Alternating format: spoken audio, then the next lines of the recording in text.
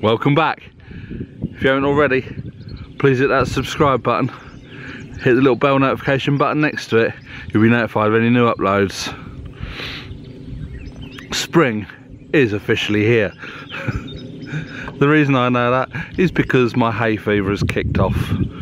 I've had a tablet this morning. Now it's weird, when I was living in the UK, I never ever once had hay fever. Moved to France, well no, I came to France for a holiday around Easter time, and I got struck down with hay fever. My eyes were running, my nose, my throat, everything just kicked off big time. I didn't know what was going on. I thought the world was coming to an end. Someone suggested, oh, it could be hay fever. So we popped down to the pharmacy, got some hay fever tablets. That seemed to get it under control. It doesn't happen every year. Sometimes it does, sometimes it doesn't. This year I've sort of felt it a little bit. Whether it's because we've got a lot of blossom, we've got the woods behind us, plus the house is full of dust at the moment with all the renovations going on. So that could be another factor into it as well, which I think is a lot of what's going on with this cough. Anyway, that's enough about me. As you've just seen, the Range Rover is still going.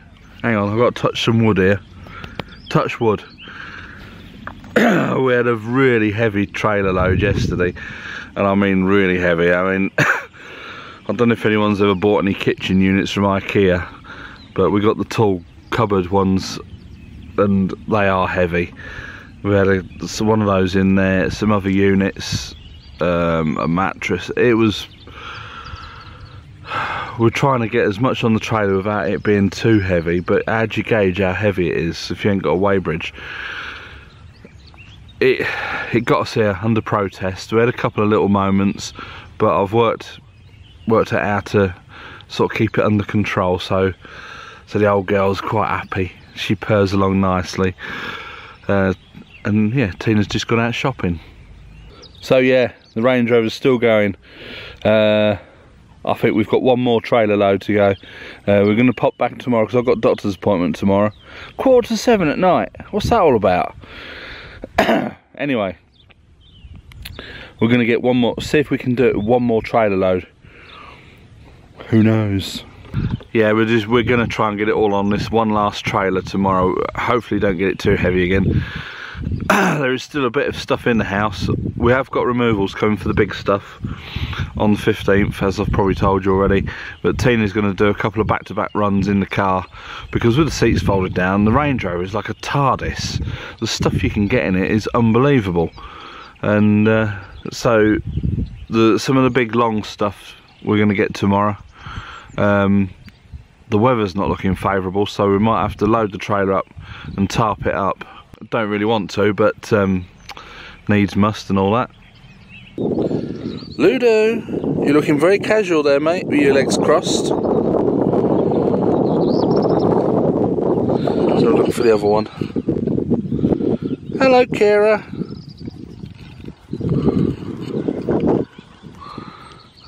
Oh yes, that's a nice little stretch. Oh, you're very casual, Ludo. That's that's quite the catalogue pose you have there.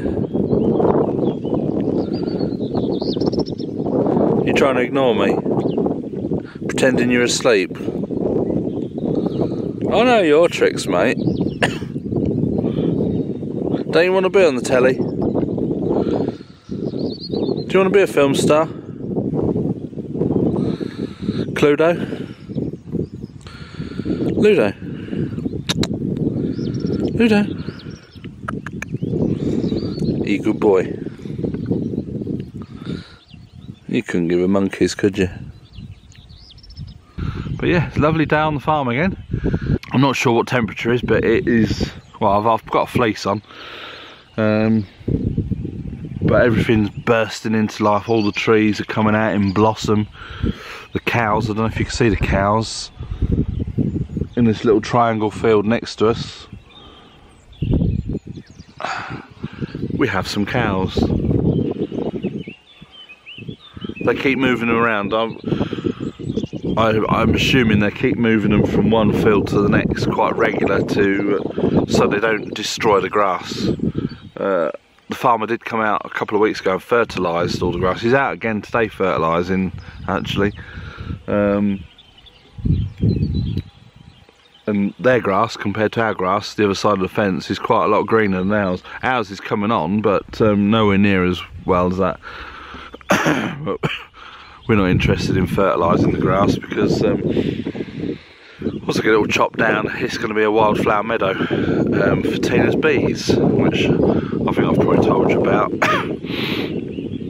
So we can get our own honey. Oh, very nice. And that is another thing, actually.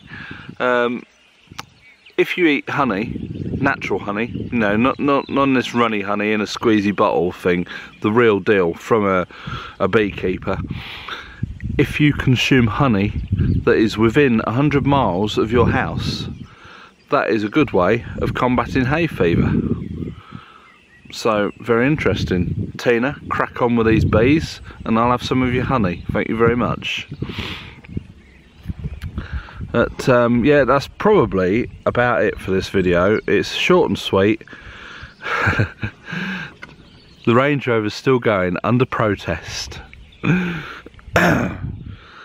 I still can't make up my mind whether I'm going for the 3.6 or the 4.4. I think I've settled on the 3.6 because I've been watching some reviews, and it's a late model 3.6 that I've got my eye on, and it's only done 70, just over 70,000 miles. It's got a guarantee with it, and it doesn't look like it's had a tow bar fitted, so it probably hasn't had a very hard life by the look of it. And I was watching reviews, and it was on Harry's Garage actually. I was watching a review that he was doing. He was saying that the 3.6 has got a lot more punch than the 4.4, and it's something to do with the way the turbos work. On the 3.6, both the turbos spool up together, whereas on the 4.4 they've got a little turbo and a big turbo or something, and the little turbo spins up. I mean, the 4.4 isn't going to be a slouch, is it?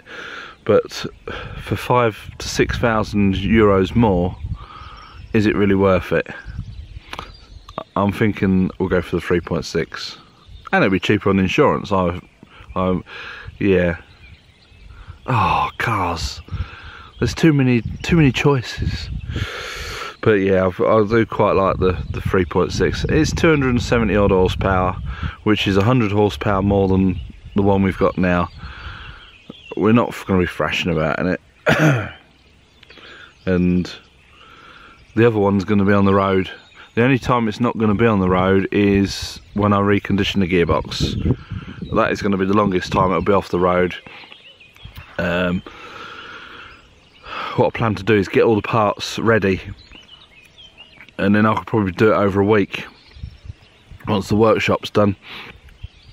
So it'll be a series of videos on doing the gearbox on the L322, taking the gearbox out, stripping it down, finding out which components are kaput, seeing if I can get heavy duty or upgraded replacements, recondition, put it all back together, put the gearbox back in the car, and see how it goes. I think that'll be quite an interesting series of videos, to be honest, because there's not much on YouTube with regard to the L322 gearbox. Anyway, this video is getting longer and longer because I keep waffling on. All it was really was an update to say yes, the Range Rover's still going. We've got one, possibly at a push, 2 trailer loads, and then Tina's got a few backwards and forwards jobs, and then we're here. On our multiple journeys, we've encountered quite a bit of bug splatter. So much so that you can hardly see out of the windscreen.